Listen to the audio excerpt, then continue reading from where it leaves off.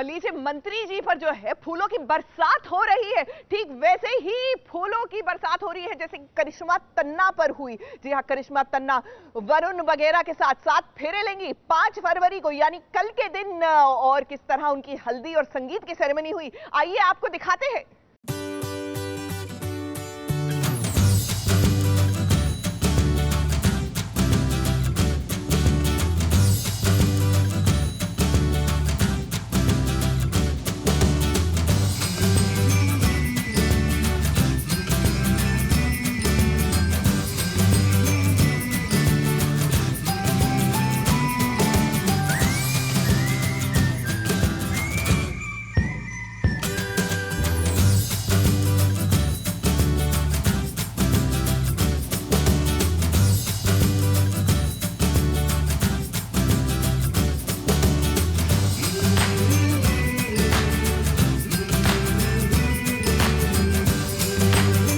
जीवन में हर किसी को ऐसे साथी की तलाश होती है जिसके साथ जीवन का खूबसूरत लम्हा साथ साथ गुजारा जाए। और जब ये तलाश खत्म होती है तब कुदरत के करिश्मे से जिंदगी का वो लम्हा आता है जिसका इंतजार हर किसी को होता है। आज वही लम्हा करिश्मा तन्ना अपने होने वाले जीवन साथी वरुण बंगेरा के साथ बिता रही हैं।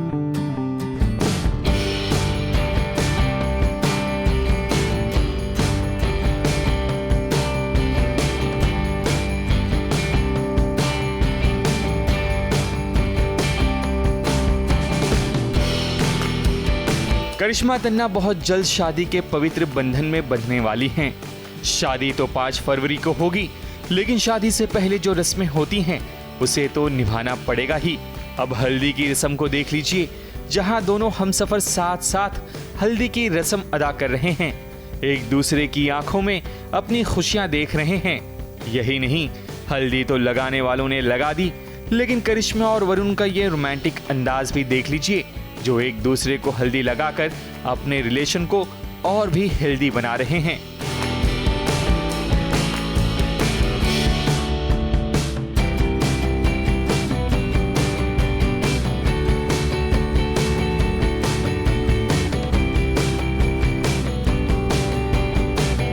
हल्दी की रस्म बड़े ही प्राइवेट पैमाने पर सेलिब्रेट की गई। करिश्मा और वरुण के बस करीबी लोग ही नजर आए।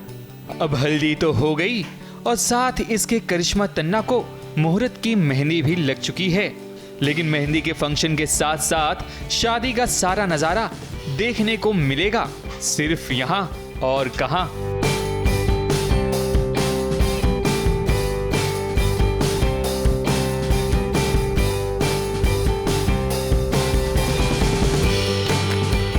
मुंबई से नेहा सावंत और मेघा थदानी के साथ एबीपी न्यूज रिपोर्ट।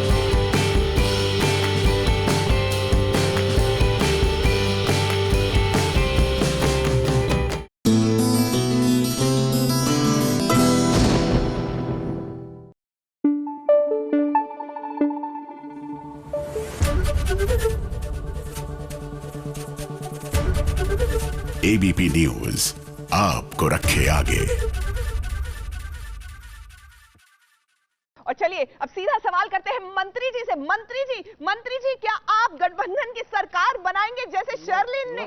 नहीं बनाएंगे। No media byte. मंत्री जी कमेंट करने से कतरा रहे हैं, लेकिन पॉइंट की बात यह है कि कुंडली भाग्यों में शर्लिन और नताशा ने गठबंधन कर लिया है प्रीता को जलाने के लिए।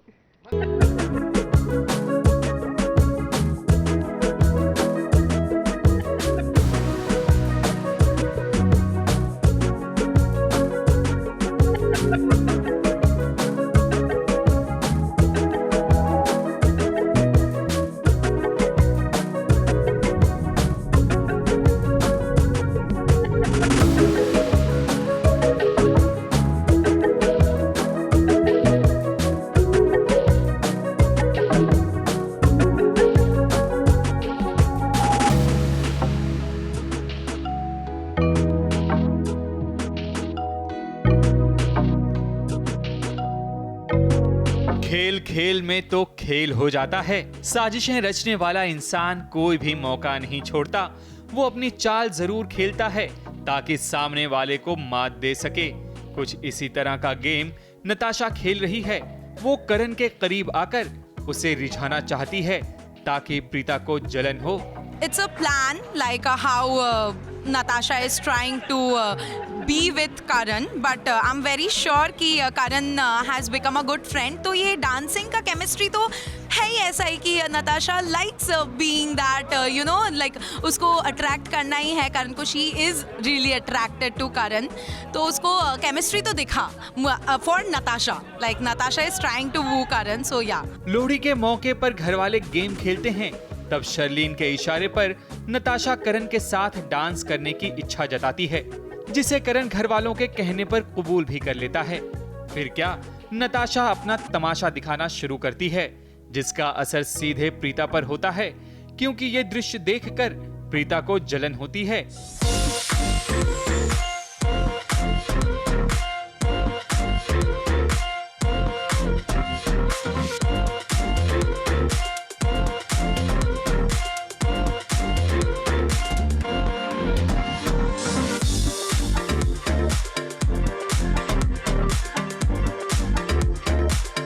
साजिश रचने वालों को लगता है कि वो अपने प्लान में कामयाब हो गए हैं, लेकिन खिलाड़ियों का खिलाड़ी सृष्टि निकली, क्योंकि बड़े ही सूझबूझ के साथ सृष्टि नताशा को करण से अलग करती है, जिसकी वजह से करण और प्रीता करीब आ जाते हैं और शर्लिन और नताशा को सिर्फ नाकामी ही हाथ लगती है।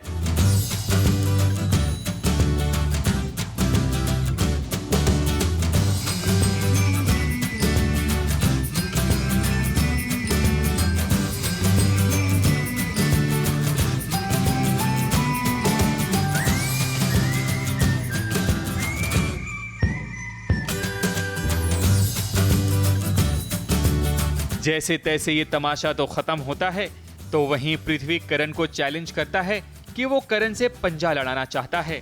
फिर क्या, करण मैदान में उतर जाता है और पृथ्वी को उसकी ही गूगली पर उसे ही बोल्ड कर देता है। मुद्दई लाख बुरा चाहे तो क्या होता है, वही होता है जो मंजूर खुदा होता है।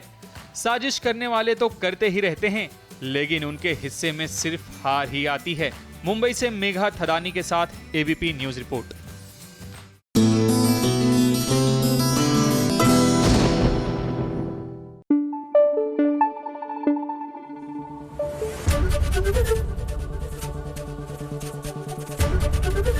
एबीपी न्यूज आपको रखे आगे। मंत्री जी, हमारा अगला सवाल, ये देश जानना चाहता है कि आपके राज्य में आखिरकार हो क्या रहा है कि सीरियल की दुनिया में एक बहन दूसरे बहन के सुहाग पर नॉन स्टॉप डाका डाल रही है। नहीं, मैं जा रही हूं, लेकिन इस सवाल का जवाब देना पड़ेगा, इस सरकार को इस सवाल का जवाब देना पड़ेगा कि हर सीरियल में क्यों बहन ही बहन की दुश्मन बनी है, जैसे कि सीरियल नथ में एक बार फिर से हुआ है। ये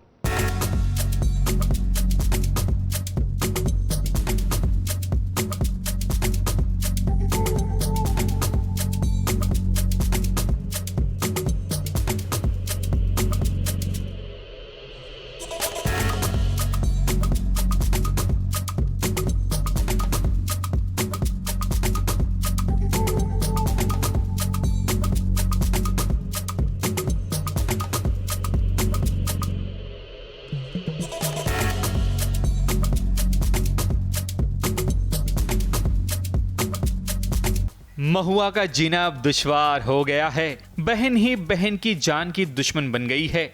जैसे कि आप सभी जानते हैं कि बूंदी ने शंभू से विवाह कर लिया है, लेकिन महुआ ने ठान ली है कि वो किसी भी तरह की कोई भी रस्म बूंदी को अदा नहीं करने देगी। महुआ की जिद ने बूंदी को अपना सबसे बड़ा दुश्मन बना दिया है। तभी तो देखो कैसे महुआ आज बाल बाल बच गई।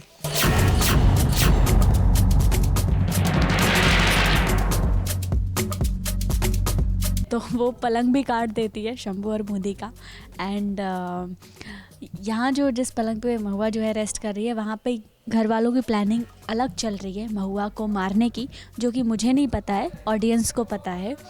सो वही पंखा गिरता है और सब उड़ता है और जो है, पर अभी जो सीक्वेंस जैसे चल रहा है कि सब महुआ की जान लेने के पीछे पड़े हुए हैं, सब चाहते हैं कि महुआ मर जाए। मारने वाले से बड़ा हमेशा बचाने वाला होता है। अच्छा हुआ जो यहाँ शंभू मौजूद था, जैसे ही शंभू ने देखा कि पंखा गिरने वाला है, उसने अपनी जान को जोखिम में डालकर महुआ को बचा लेता है। और जो लोग महुआ को शंभू से दूर करना चाहते थे, उनके लिए ठीक उल्टा हो गया। दूर जाने के बजाय दोनों करीब आ गए।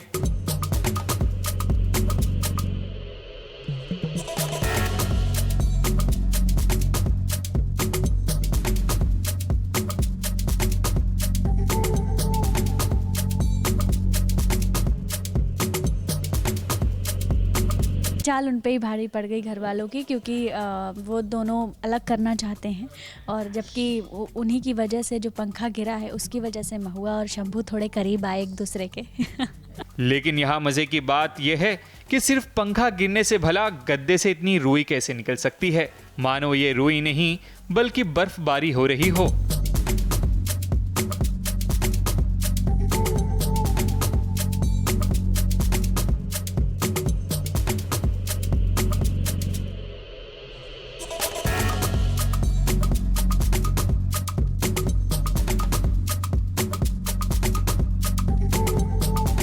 अगर यहाँ कोई अनहोनी हो जाती तो इसका सारा इल्जाम बूंदी पर लगता, लेकिन इस खेल का असल खिलाड़ी तो पलंग के नीचे शंभू के चाचा रमेश हैं, जो पंखा गिराकर महुआ को मारना चाहते थे।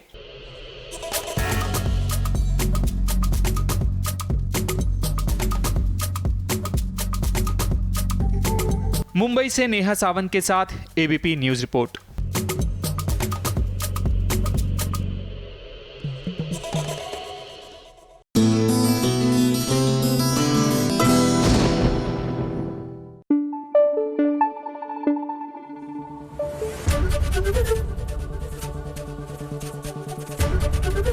एबीपी न्यूज आपको रखे आगे। बॉस हो तो ऐसे हो, नहीं तो ना हो। जी हाँ, एक थे गुजरात के वो एम्प्लॉयर, याद है, जिन्होंने सबको गाड़ियां बांटी थी, और एक है Pandya store. Oh my god, he is also from Gujarat. जी हाँ, रिशिता को उसके बॉस ने दे दी है गाड़ी, यानी कि कार, लेकिन उसके बाद घर में हो गया कारनामा। पंड्या स्टोर में किस तरह, जरा देखिए।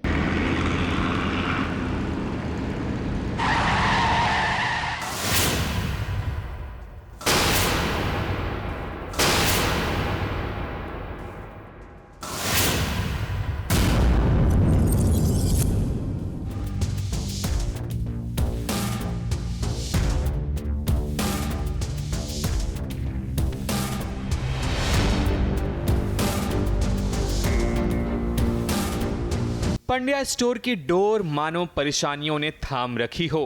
कभी रिश्तों पर तो कभी नए नए तोहफे पर नजर लग जाती है। अब रिशिता की नई नवेली कार को ही देख लीजिए, जो इनके बॉस ने गिफ्ट किया था, जिसके चलते रिशिता ने सोचा कि घर वालों के साथ सैर सपाटा किया जाए। रिशिता की सोच तो बिल्कुल गलत नहीं थी। कार में धरा गौतम और उनकी माता सवार थीं, और ड्राइविंग सीट पर देव थे, पर जो कुदरत का मंजूर होता है उसे कोई टाल नहीं सकता। फिर क्या, जिसका डर था वही हुआ। देव बाबू कार का एक्सीडेंट कर बैठे।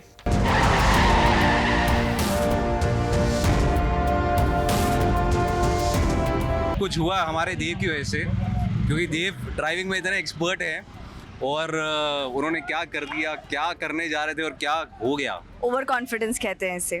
और जो जिसकी गाड़ी है, जिसको फर्स्ट टाइम मिली है, ट्रीट मिली है उसके बॉस की तरफ से, उसका तो हाल बहुत ही खराब हो रखा है। वो तो कह रही है एक्चुअली मैं तो इमेजिन कर रही हूँ सिमरन अपने बॉस को क्या जवाब देगी अब। एक्सीडेंट तो हो गया, लेकिन जो बाद में हुआ उसका देव को अंदाजा भी नहीं था। कार से निकलकर रिशिता ने देव को खरी खोटी सुनाना शुरू कर दिया। हालांकि कार में बैठे सभी लोग सुरक्षित बाहर निकल गए, सिर्फ कार को ही नुकसान हुआ। ये सब ठीक है, सब किसी को चोट नहीं लगी है, बट हाँ, हम तो निकले थे ड्राइव पे सैर सपाटा करने के लिए और कुछ कांड हो गया। कांड हमारी फैमिली में होना बहुत जरूरी है। जब तक वो हो ना, तब तक हमारी मतलब दिन पूरा नहीं होता हमारा। जितना नुकसान कार को हुआ, उतना ही दुख रिशिता को हुआ है। उसकी वजह यह है कि वो अपने बॉस को अब क्या मुंह दिखाएगी, क्योंकि अभी अभी तो उसे ये तोहफे में मिली थी। भला इसकी भरपाई कौन करेगा। भरपाई तो हमें सिमरन का बॉस करेगा। मुझे लगा कि हमें करनी पड़ेगी भरपाई। तुम क्यों करोगे, तुम्हारे पास बड़े पैसे हैं। हाँ, हमारे पास पैसे नहीं है भाई, हम अभी बहुत हालत खराब है। पंड्या स्टोर का में एक भी अनाज का दाना नहीं है। हाँ, तुम और आगे की स्टोरी और बोल दो। जाओ। नहीं नहीं नहीं, अब ऋषिता को यहाँ समझदारी से काम लेना पड़ेगा, क्योंकि कहते हैं ना, जान है तो जहान है, और जिंदगी सलामत रहेगी तो फिर कार आ जाएगी। लेकिन अगर किसी को कुछ हो जाता तब बात बहुत ज्यादा बिगड़ जाती। मुंबई से सुरभि रण सिंह के साथ एबीपी न्यूज रिपोर्ट।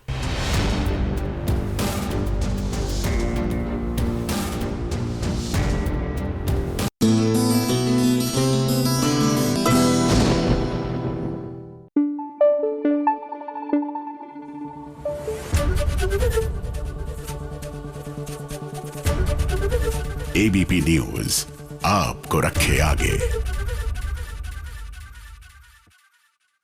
मंत्री जी, आपके जो विपक्षी दल है वो आपके लिए नॉनस्टॉप प्रॉब्लम्स क्रिएट कर रहे हैं, कैसे काम करेंगे आप? हम आपके लिए काम करते हैं ना, और काम करते रहेंगे। जी हाँ, मंत्री जी जो हैं उन्होंने दृढ़ निश्चय कर लिया है कि मुश्किलें चाहे जितनी भी हो राह में, लेकिन वो नॉनस्टॉप काम करते आएंगे। मुश्किलें तो धानी के राह में भी बहुत है, और ये शादी की पहली रात ही उसको समझ आ गया है कि तुम्हारी बहन हमें छोड़कर किसी और के साथ भाग सकती है। यही है तुम्हारा प्यार, तुम्हारा विश्वास, तुम्हारा रिश्ता तुम्हारी बहन के साथ।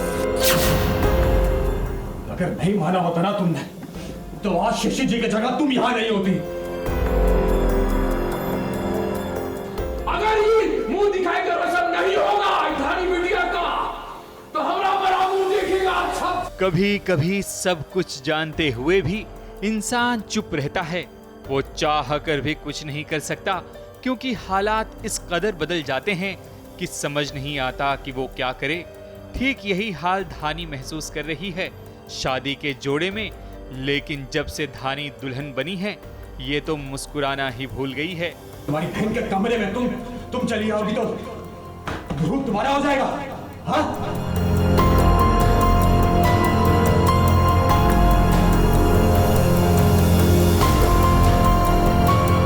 शादी की पहली रात में ध्रुव शराब के नशे में उसके पास आता है और प्यार की बात करने के बजाय उस पर चीखता चिल्लाता है। इतना सब कुछ सुनने के बाद भी धानी कुछ भी नहीं कहती, और कहे भी क्या, उसे पता है कि उसने मुसीबत को खुद ही गले लगाया है। नहीं, इस सीन में मैं नहीं बोल रहा हूँ, मेरी अल्कोहल बोल रही है। क्यों बोल रही वो मुझे भी नहीं पता।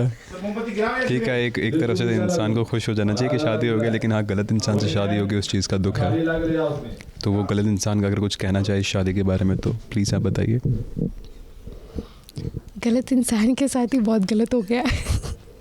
पूरी जिंदगी ऊपर नीचे हो गई है, सब ब्लैकमेल कर रहा है। जिए ये नहीं लड़की, करे भी तो क्या करे। धानी के हालात भले ही बेकार हैं, लेकिन हर घर में कोई ऐसा होता है जो सही गलत का सही फैसला कर सकता है। कुछ ऐसा ही एहसास धानी के ससुर में नजर आता है, क्योंकि पूरे घर में सिर्फ यही हैं जो धानी का साथ दे रहे हैं। हमरे घर का बहुरानी है, ये धानी बिटिया है, और ये हमरे घर का बहुरानी है। ये मानना पड़ेगा, आज नहीं तो कल। डंके का चोट पे कहता हूं। और अगर ये मुंह दिखाई का रसम नहीं होगा तो हमारा मरा मुंह देखेगा आप सब। अगर ये मुंह दिखाई का रसम नहीं होगा धानी मीडिया का, तो हमारा मरा मुंह देखेगा आप सब। की सिचुएशन समझ सकती है, सबकी समझ सकती है, लेकिन कुछ कर नहीं पा रही अब, फंसी है। यहाँ पर मम्मी ने धमकी दी है, नहीं जाएगी तो हम मार लेंगे खुद का। और अगर यहाँ पर ये आ जाती है तो ध्रुव जीने नहीं दे रहा है, बुआ नहीं जीने दे रही, मम्मी नहीं जीने दे रही है। एटलीस्ट चलिए, काशीनाथ जी तो आपकी सपोर्ट में है, and that's the best part. ऊपर वाला लोगों पर बोझ उतना ही डालता है जितना उसमें संभालने की क्षमता होती है। इसलिए धानी, आपको घबराने की जरूरत नहीं है, क्योंकि धीरे धीरे ही सही, लेकिन एक दिन जरूर आप ध्रुव का दिल जीत लोगी। बस इंतजार कीजिए अपने सही टाइम का। मुंबई से कैमरामैन सुजीत के साथ एबीपी न्यूज रिपोर्ट।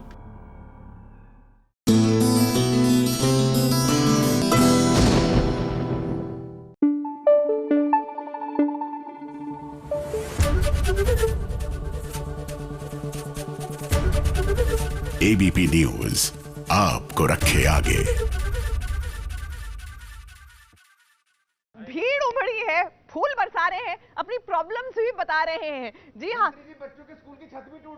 लेकिन उसके बावजूद अपना सपोर्ट दिखाने आए हैं। आखिरकार मंत्री जी और उनके जो प्रजा है उनका ये रिश्ता क्या कहलाता है।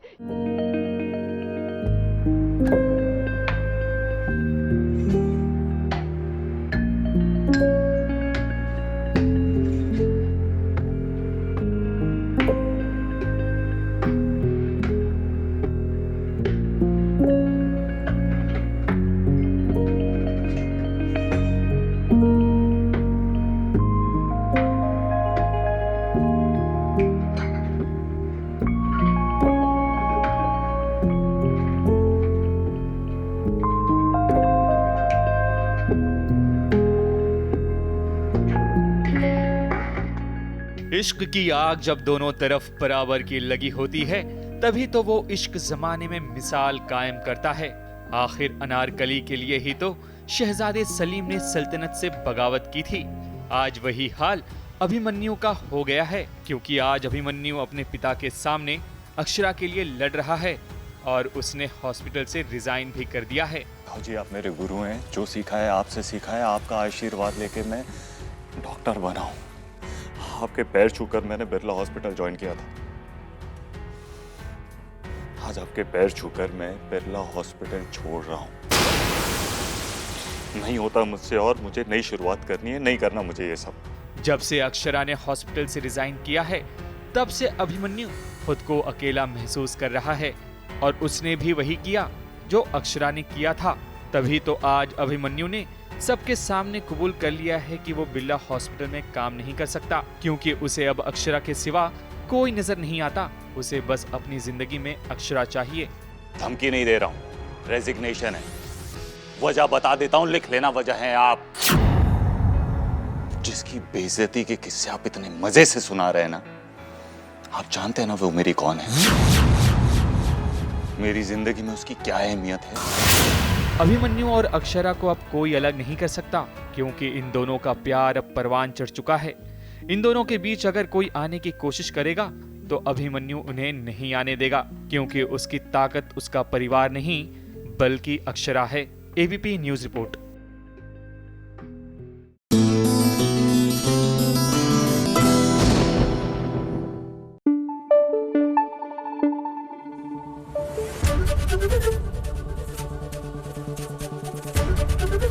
एबीपी न्यूज आपको रखे आगे। संजीव जल्दी आइए, मंत्री जी की बाइट लेनी है। मंत्री जी, क्रिमिनल जस्टिस मिलेगा, स्कैम बंद होंगे, स्कैम बंद होंगे। नहीं जवाब दे पा रहे हैं मंत्री जी सास बहू और साजिश के तीखे सीधे सवालों का। लेकिन क्रिमिनल जस्टिस और स्कैम जैसे ओटीटी कंटेंट बनाने वाले कंटेंट क्रिएटर्स किस तरह तमाम मुश्किलों के बावजूद हमारे लिए और आपके लिए एंटरटेनमेंट ला रहे हैं, यही जान रही है विभा कौल भट्ट, सास बहू और साजिश यानी टीम एसबीएस की रिपोर्टर। टीम एसबीएस की रिपोर्टर पहुंच चुकी है समीर नायर के पास सीधे सवाल लेकर। स्कैम 1992, जिसमें थी बिग बुल हर्षद मेहता की कहानी, जो लॉकडाउन के दौरान आई और हिट हो गई। स्कैम के अलावा हॉस्टेज, क्रिमिनल जस्टिस, पाताल लोक, पंचायत और ऐसे अनगिनत शोज लॉकडाउन में खूब देखे गए। मानो एंटरटेनमेंट के लिए लोगों की भूख लॉकडाउन में बदल गई हो। महामारी में स्ट्रेस से दूर रहने के लिए टीवी और मोबाइल्स लोगों का सहारा बने, क्योंकि इन सब सीरीज का कंटेंट ही कुछ ऐसा था कि लोगों का मनोरंजन भी हुआ और लोगों का ओटीटी की तरफ रुझान भी बढ़ा। पिछले 2 सालों में ओटीटी प्लेटफॉर्म्स ने खूब तरक्की की है। लॉकडाउन से पहले ओटीटी पेड सब्सक्राइबर्स लगभग 1 करोड़ 40 लाख थे। अब वहां 2021 के अंत तक 7 से 8 करोड़ तक पहुंच गए हैं। एक अनुमान है कि 2024 तक इंडिया की एंटरटेनमेंट इंडस्ट्री करीब 44 बिलियन अमेरिकन डॉलर्स की हो जाएगी, यानी कि लगभग 3 अरब 30 करोड़ भारतीय रुपयों के बराबर। तो ये कहना गलत नहीं होगा कि रेडियो, फिल्म्स, टीवी के बाद अब ओटीटी मनोरंजन की दुनिया में नए आयाम तय करने वाला है। शायद इसीलिए अब ओटीटी कंटेंट प्रोवाइडर प्लेटफॉर्म्स की संख्या लगभग 40 हो गई है और रीजनल ओरिजिनल कंटेंट की मांग भी बढ़ गई है। अपलॉज एंटरटेनमेंट के सीईओ समीर नायर मनोरंजन के हर माध्यम का अनुभव रखते हैं। केबीसी के जरिए अमिताभ बच्चन को टीवी पर लाने वाले वही थे, तो सास बहू वाले सीरियल्स का दौर लाने वालों में भी उनकी गिनती होती है। और अब वो OTT के लिए और फिल्मों के लिए कंटेंट क्रिएटर भी बन चुके हैं और कंटेंट क्रिएट करने वालों को परखने वाले जौहरी भी। जिंदगी चलती रहती है, एंटरटेनमेंट एंटरटेनमेंट एंटरटेनमेंट। ही समान जिन्होंने कोविड के टाइम पे जब सब कुछ लग रहा था कि life is over ended, but there was hope. घर बैठे बैठे भी आप कुछ ऐसा देख पा रहे थे जो आपको एंटरटेन किया रहा था, आपको खुश रख रहा था। And the credit goes to you. Well, not to us but to many of us जिन्होंने किया, बनाए। एक्चुअली हम थोड़े लकी भी हो गए कि काफ़ी शूटिंग हो रही थी, प्रोग्राम्स हो रहे थे और फिर कोविड आ गया तो लॉकडाउन आ गया। एंड लॉकडाउन की वजह से there was so much more consumption of content और ये टाइम पे हमारे काफ़ी शोज रेडी थे या हो रहे थे। तो आई मीन उस तरीके से हम काफ़ी फॉर्चुनेट रहे हैं कि सारे शोज हम रिलीज़ कर सके और एक एक करके फिर ऑडियंसेस को पसंद भी आया। कंटेंट क्रिएटर के लिए ये ऐसा वाला माहौल बहुत इंटरेस्टिंग होता है क्योंकि लोगों की भूख, आपको लगता है क्या लोगों की भूख कंटेंट को लेकर अब बहुत बढ़ गई है? थी भूख तो थी। इंडिया इतना टेलीविज़न देखता है, one of the highest consumption of television in the world. और कुछ करने को है नहीं। इट्स नॉट एग्जैक्टली कि आप बाहर जाके ज़्यादातर चीज़ें कर सकें। तो television has been the mainstay of consumers for a long time. अभी क्या हो रहा है कि ये पैंडेमिक की वजह से सारे लोग घर में बंद हो गए, तो और भी हुआ कि अभी ना इसका और कंजम्पशन होना है। और OTT के साथ क्या हुआ है कि टेलीविज़न के बजाय टेलीविज़न काफ़ी सास बहू और साजिश ना और वो जोन में ऑपरेट हो रहा था। तो अभी क्या हुआ है कि हम लोग अलग अलग स्टोरीज़ बना रहे हैं, अलग अलग कहानियाँ दे रहे हैं, नए एक्टर्स आ रहे हैं, फिल्म स्टार्स बॉलीवुड के साथ काम कर रहे हैं। तो it's a new standard of content, a new type of content, नए स्टोरीज घर से निकले हैं ना। तो हर स्टोरी सास बहू नहीं है, खून खराबा होता है, ये होता है, वो होता है। तो I think the appetite is there और एपेटाइट बढ़ेगा ही क्योंकि इंडिया बहुत बड़ा मार्केट है ना। 100 करोड़ इंडियंस हैं, उनको सब कभी कहानियाँ तो दिखानी पड़ेंगी और उनको एपेटाइट है देखने के लिए। तो आई थिंक बढ़ रहा है, बहुत बढ़ेगा। तो चैलेंजेस कैसे हैं? मतलब अब तो सबके पास सब लेके आते हैं कहानी की, मेरे पास ये कहानी है और इसको बना दीजिए, और प्लेटफॉर्म्स भी बहुत सारे हैं उन सबको बनाना, और आजकल की जो अभी कोविड कंडीशंस हैं और वो सब, तो इन सब को रखते हुए what are the challenges that you face?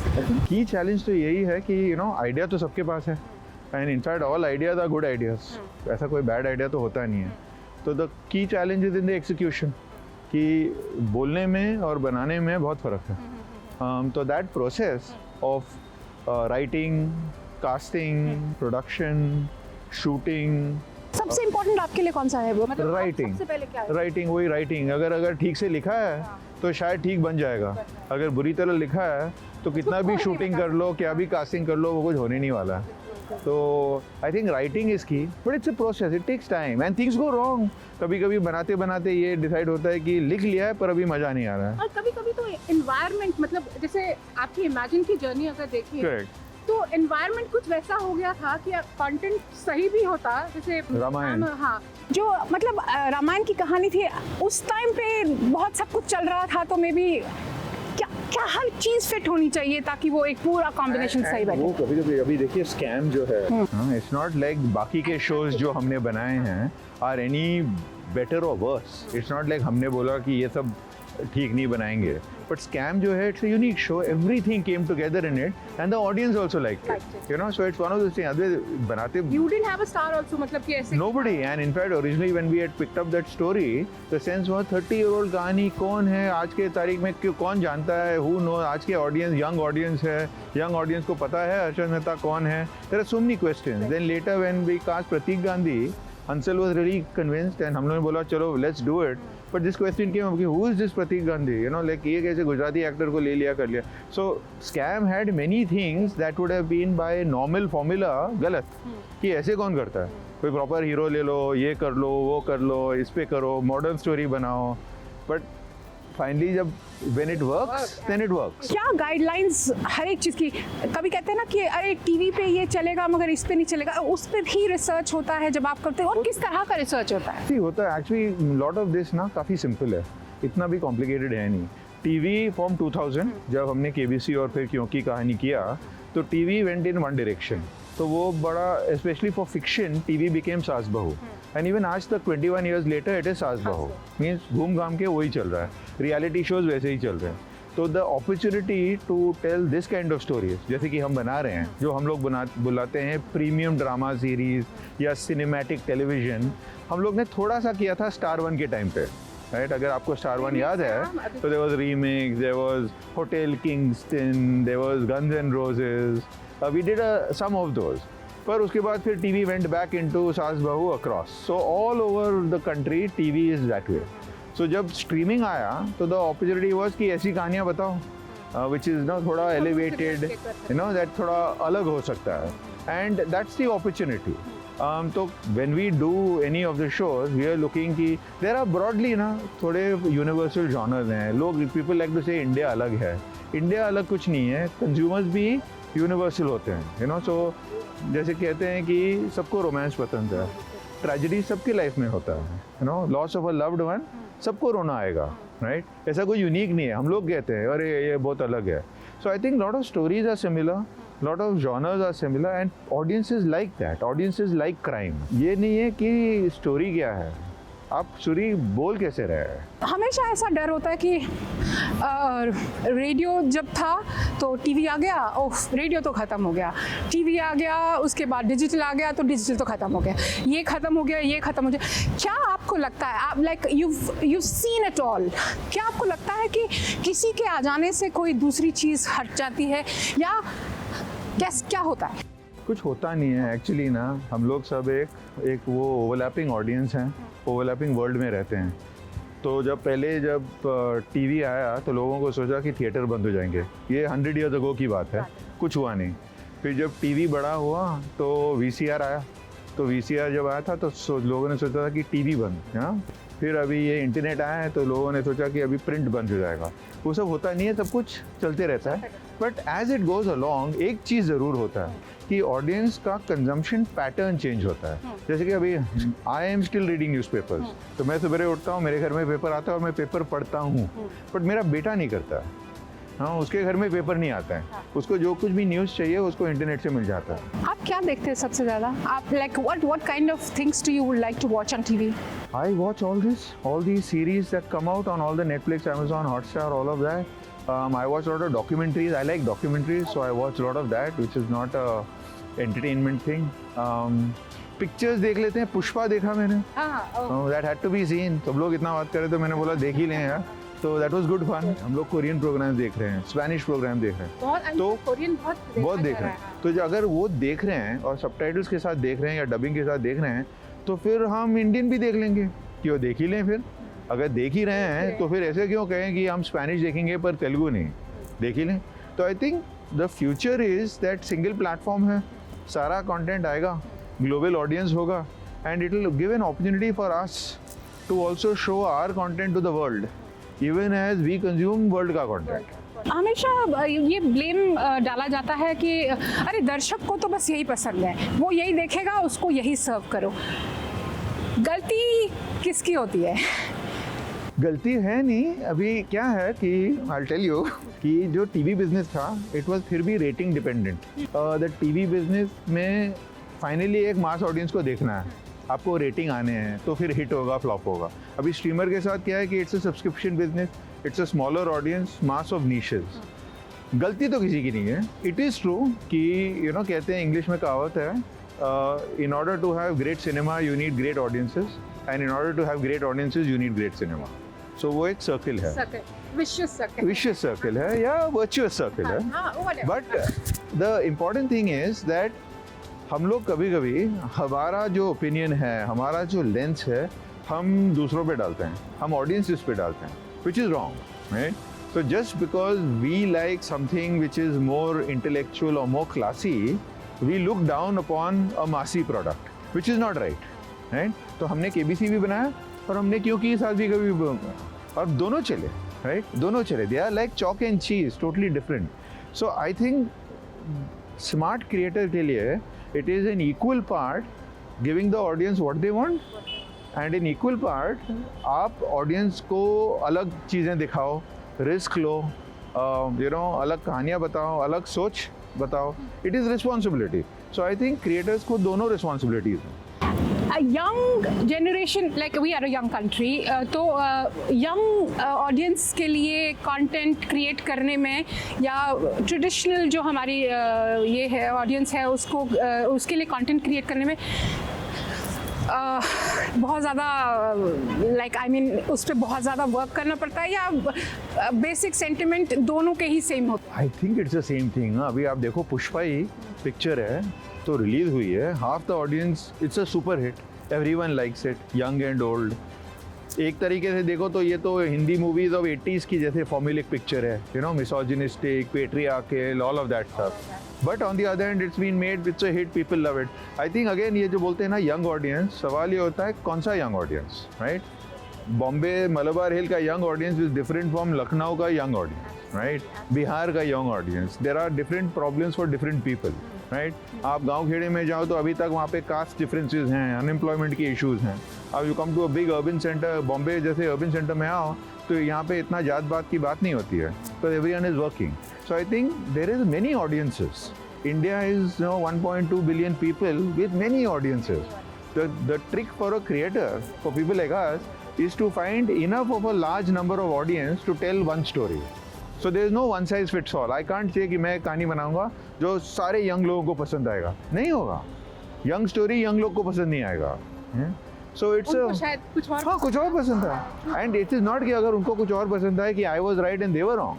Children are liking Tarak Mehta का उल्टा चश्मा, like and you say कि अरे यार ये कैसे, but they like it. 3 tips if I have to ask Mr. Nair कि 3 tips अगर आप follow करोगे तो you are on the path of success. Well, first things first is of course diligence, because कहते हैं ना luck is the residue of diligence. So the harder you work, the luckier you get. So I think that is very important कि वो putting that effort, putting that attention to detail बहुत important है. दूसरा है team work, because जो हमारा business है it is a team effort. अभी आप भी आए हैं टीम के साथ, राइट? तो without the team we can't do anything. तो while you may have vision and you may have direction, but if it's not shot well, yeah, so you need the team. Absolutely. So teamwork is very important. It's a collaborative art form. And तीसरा I would think is that कभी-कभी वो क्या है ना कि see, luck is a very important factor, right? Right place, right time, doing things, and suddenly वो बोलते हैं ना कि सारी कायनात कंस्पायर कर रही है, साजिश कर रही है. हाँ, तो I think that is a important thing. But in order to get that, it is also about कि trying to keep listening, trying to keep listening to the audience कि क्या कह रहे हैं. वो जो इन्फॉर्मेशन मिलता है you get it from everywhere. क्योंकि मोस्टली चीज़ें अपलॉज ही बना रहा है सभी OTT प्लेटफॉर्म्स के लिए, तो मैं ये पूछना चाहूँगी कि OTT प्लेटफॉर्म्स पे किस तरह का कंटेंट अभी अब अगले 2 सालों में, मतलब how much of it, what are the offerings from your? We are doing many things. So I think अभी हमारा अभी रिसेंटली ZEE5 पे हमने एक शो रिलीज़ किया था, कौन बनेगी शिखरवती. अब एक और आ रहा है, इट्स कॉल्ड मिथ्या. It's a psychological thriller. थोड़े दिनों में हम अनाउंस करेंगे रुद्र अजय देवगन के साथ. वो हॉटस्टार पे आ रहा है. फिर एक और शो हमने किया है जयदीप अलावत और जीशान अयूब के साथ. उसका अनटाइटल्ड येट, बट वो भी आएगा. हमने शो फौदा का इंडियन एडेप्टेशन बनाया है, तो वो आएगा. So I mean there is a lot of work in progress. हमने पिक्चरें बनाए हैं, हमने अपर्णा सेन के साथ बनाया रेपिस्ट. सौरभ शुक्ला के साथ we made a movie called जब Khuli Kitab. We have done a movie with Tahira Kashyap Khurana. We have got Telgi coming up as scam 2 which will start shooting. So I think Undekhi का सीजन 2 आएगा. So I mean there is a lot of work happening. And so we have lot to look forward to. Yes, lot to look. And बहुत सारे ऐसे लोग होते हैं जिनके पास content होता है और उन्हें पता नहीं होता है कि उसे सही चैनलाइज कैसे करें. If through your medium, tell them how to present your content and how to kind of go about it ताकि it sees the light of the day. See, the thing is that we come in contact with lot of writers. Lot of creators. बहुत लोग मिलते हैं, सब लोग complain करते हैं. सब लोग कहते हैं कि मेरे पास इतना अच्छा आइडिया है पर मुझे मौका नहीं मिल रहा है. अभी हम कोशिश तो करते हैं कि जो भी anybody calls me, any writes to me, I always एक बार तो देख ही लेता हूँ. What I am finding is that a lot of people, सारे जो लोग हैं उन लोग थोड़ा एक छोटा आइडिया लिख के भेज देते हैं और बोलते हैं कि अगर आप बोलो तो मैं और लिखूँगा. मेरे ख्याल से अगर आपको जेन्युइनली बिजनेस में सक्सीड करना है ना, और अगर आप राइटर हो या आइडिया है, तो आपको लिख लेना चाहिए. आपको जितना आप डेवलप करो, या you should do it, you should develop it, you should put in that hard work. Many people say I am not getting that time to write. There is no such thing as time to write, right? If you are a writer, you must write, right? And the more developed it is, the easier the decision to buy becomes. इसलिए हम क्या करते हैं, जब हम सारे series बनाते हैं, हम बना के प्लेटफॉर्म को दिखाते हैं. हम लोग ये नहीं कर रहे हैं क्योंकि हम कह रहे हैं कि हमें प्लेटफॉर्म को नहीं बताना है कि हम क्या कर रहे हैं. हम एक्चुअली उनके लाइफ को ईजियर बनाने के चक्कर में कि मैंने सब काम कर लिया है, सब कुछ बना लिया है, अभी आप फाइनल टेप देखो, अगर आपको पसंद आए तो आप ले लो. So it's a easier decision. So even with the writing community, if they are to write in, if they are to develop it, it will become easier for us. Somebody comes and says, boss I have written one movie script, आप देखो, अगर पसंद आए तो बनाएंगे. तो अगर मैं फाइनल स्क्रीन प्ले पढ़ूँ, अभी हाल ही में हुआ है, we have heard this beautiful script from Tiska Chopra, right? She is written one feature film, it is brilliant. तो हम लोगों ने सुना और बोला वाह, चलो. So you know what to do. So thank you so much. Or we'll end this interview with your mantra of life. What is your mantra of life? Well, actually, I have 5 bullet point mantra, which is I had written it. I had heard it first when my first job from a boss of mine, Anil Kapoor. Since then, I've added 2-3 things to it. So mantra is actually quite simple. It is communicate clearly. In whatever you do, communicate clearly. Be polite, because half the times things go wrong because people are not polite. Be persuasive, because sometimes being polite is not enough. Sweat the detail, lot of hard work, and then seize the moment. अगर मौका मिला तो मौके पे चौका. Thank you so much for giving us your time. And जो लोग ये देख रहे हैं उनको exactly मतलब एक पॉइंटर्स में बता दिया गया है कि आप अगर आगे बढ़ना चाहते हैं, अगर आप इस फील्ड में कुछ करना चाहते हैं तो किस तरह से करें, क्या क्या करें. और उनके लाइफ, मिस्टर नायक के लाइफ का मंत्र भी आपको पता चल गया है. सो जिसके पास कंटेंट है, जगह बहुत है सबके लिए. Thank you so much mister Nayak for talking to us. Thank you so much. It was a pleasure talking to you. तो सुना आपने, मनोरंजन की अब कोई सीमा नहीं. अच्छा कंटेंट दुनिया के किसी भी कोने में बना होगा तो वो दुनिया भर के दर्शकों तक पहुंचने की ताकत रखता है. मुंबई से विभा कौल भट्ट के साथ एबीपी न्यूज रिपोर्ट.